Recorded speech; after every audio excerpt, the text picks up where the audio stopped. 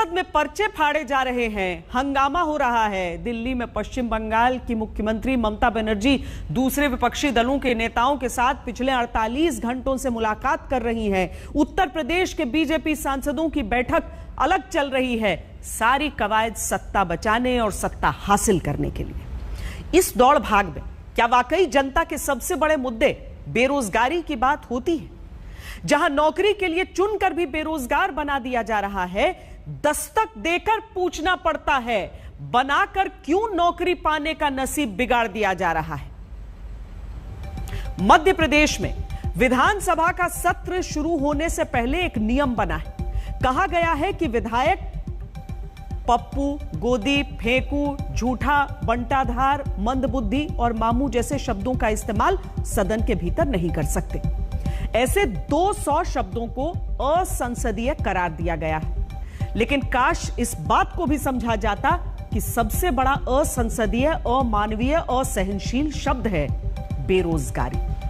बेरोजगार से बड़ा कोई अब शब्द ही नहीं। इसीलिए मध्य प्रदेश से युवाओं को नौकरी दिलाने की दस्तक देती पहली रिपोर्ट देखिए। मामा जी प्लीज प्लीज हम लोगों को नियुक्ति दे दीजिए। इस इंतजारों पे तो हम लोग कब तक सहेंगे मामा जी, प्लीज प्लीज मामा जी।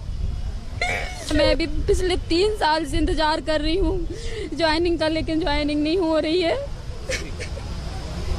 आंसू रुकने का नाम नहीं लेते।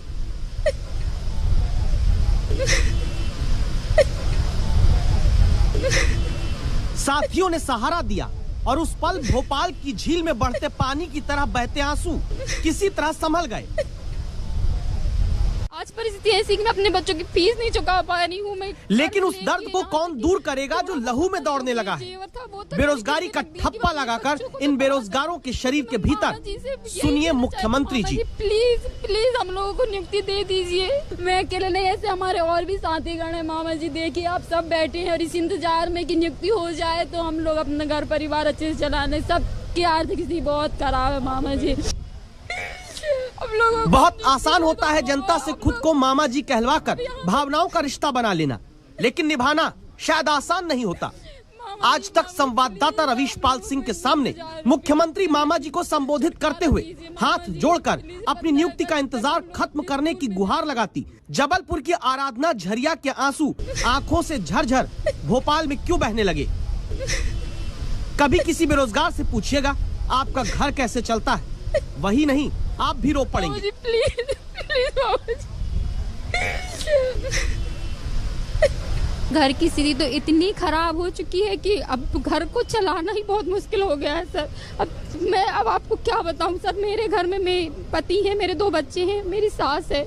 अब मुझे इन लोगों को पालना, मतलब मेरे पति का काम धंधा भी ये कोरोना की वजह से सब बंद हो चुका है। आज परिस्थिति ऐसी कि मैं अपने बच्चों की फीस नहीं चुका पा रही हूँ। मैं कर्ज लेके यहाँ तक कि थोड़ा बहुत अपना जो जेवर था वो तक मैंने गिरवी रख दिया कि मैं अपने बच्चों को तो पढ़ा सकूं। लेकिन मैं मामा जी से यही कहना चाहती हूँ, मामा जी प्लीज प्लीज हम लोगों को नियुक्ति दे दीजिए। इस इंतजारों पे तो हम लोग कब तक सहेंगे मामा जी, प्लीज प्लीज मामा जी।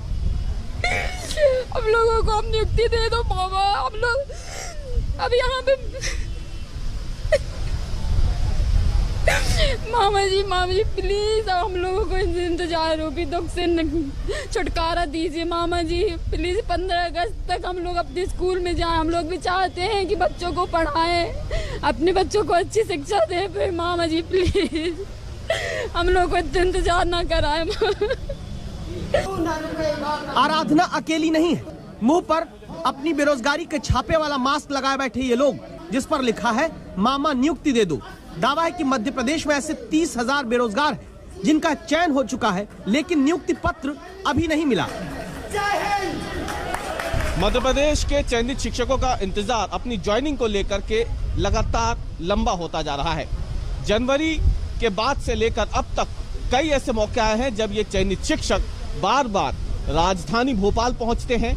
एक बार फिर से तेज बरसात के बीच तमाम चयनित शिक्षक अपनी मांगों को लेकर राजधानी भोपाल पहुंचे हुए हैं और आप तस्वीरें देख सकते हैं इस समय जहां पे जोरदार बारिश हो रही है और क्योंकि और कोई जगह नहीं मिली तो नीलम पार्क में इस एक जो स्ट्रक्चर बना हुआ है, इसके नीचे फिलहाल ये तमाम चयनित शिक्षक जो हैं वो बैठे हुए हैं।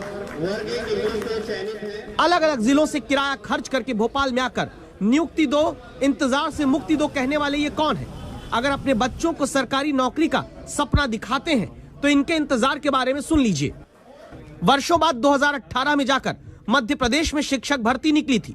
2019 में जाकर इम्तिहान हुआ, नतीजा अगस्त 2019 में आया। कोरोना की 2 लहरों में नियुक्ति से पहले वेरिफिकेशन की प्रक्रिया टाल दी गई। 2021 में भी चुने हुए शिक्षकों के दस्तावेज जांच कर भी आज तक नियुक्ति पत्र नहीं दिया। तो पूछिए अब आप खुद सरकारों से, विकलांग को दिव्यांग कह देंगे, लेकिन जो सिस्टम पंगु बना देता है नौकरी के नाम पर, उस सोच का इलाज कहां से होगा? ये जो सहारा लेकर आ रहे हैं देवास के 37 साल के जितेंद्र साधव हैं। भोपाल घूमने नहीं आए, परीक्षा में चयन के बाद भी 2.5 साल से नौकरी का नियुक्ति पत्र न मिलने पर लाचारगी ने इन्हें यहाँ पहुँचाया है। टीचर बन जाते तो राजनीति विज्ञान बच्चों को पढ़ाते, लेकिन जब सरकार चयन करके 3 साल बाद भी नियुक्ति पत्र नहीं दे पाई तो घर चलाने के लिए शादी ब्याह मुंडन पार्टी में गाना गाने लगे। जिन्हें पढ़ाने से घर चलाना चाहिए, उनका घर गाने से भी नहीं चल पाया। तो मैं नामात्र कमाता हूँ सर, कई प्रोग्राम वगैरह आ जाता है तो उसमें से 2-4 हज़ार रुपये मुश्किल से होता है, वो भी मुश्किल से किसी महीने में तो 1-2 हज़ार रुपये के प्रोग्राम हो पाते हैं।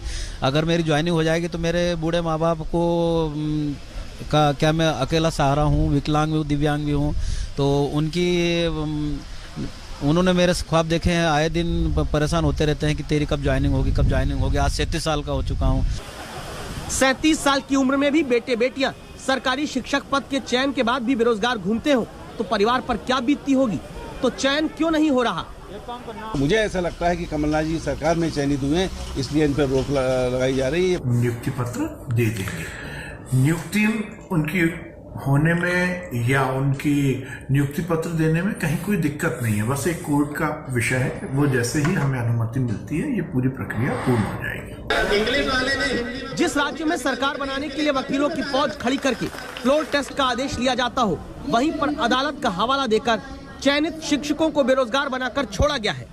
इन चेहरों को याद करके सरकार को इस बात को समझना चाहिए कि विधानसभा के भीतर पप्पू, फेकू, बंटाधार, चोर और मामू जैसे शब्दों को असंसदीय बनाकर आप रोक लगा लीजिए, लेकिन सबसे बड़ा असंसदीय शब्द बेरोजगारी है, जिसे सरकारी अव्यवस्था ने ही युवाओं के माथे पर चिपका दिया। रवीश पाल सिंह, भोपाल, आज तक।